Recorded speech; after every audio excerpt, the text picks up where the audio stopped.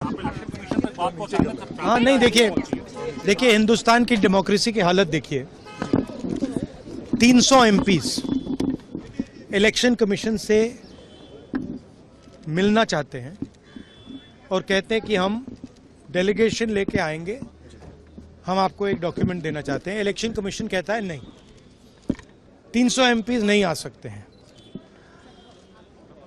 तो यही हालत है, क्योंकि डरते हैं।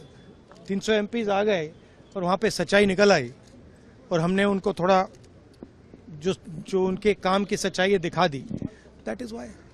लेकिन आपको लगता है कि सर आपको ये जो लड़ाई है, मैं थोड़ा क्लियरली बोलना चाहता हूँ। देखिए, अब ये राजनीतिक लड़ाई से आगे निकल गई है, ठीक है।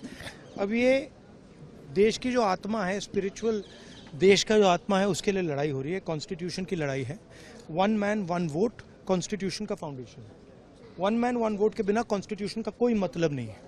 और हमने क्लियरली दिखाया है कर्नाटक में कि 1 मैन 1 वोट नहीं है। Multiple man multiple vote, 1 man multiple vote, सारा कुछ चल रहा है, ठीक है। तो ये अब लड़ाई पूरी की पूरी ऑपोजिशन लड़ रही है और हिंदुस्तान के जो युवा हैं उनको ये बात समझ आ गई है। तो अब इलेक्शन कमीशन को छुपना काफी मुश्किल हो जाएगा। वो आपको कहता है कि आप नोटिस का जवाब आप दे दीजिए। अरे भाई, उन्हीं का डेटा है, वो अपने वेबसाइट से वही डेटा निकाल दें। मेरा डेटा थोड़ी है कि मैं साइन करूं, उनका डेटा है। आप उठाइए अपना डेटा, हमने आपको ही दिया है, आप उसको अपने वेबसाइट में लगा दीजिए, पता लग जाएगा आपको। मतलब डिस्ट्रैक्ट करने का काम है, ठीक है। और एक और बात, आप ये मत सोचिए कि सिर्फ बेंगलोर में हुआ है। ये देश में अलग अलग कंस्टिट्यूएंसीज में हुआ है और इलेक्शन कमीशन जानता है। इलेक्शन कमीशन जानता है कि वो उसका जो डेटा है वो फटेगा।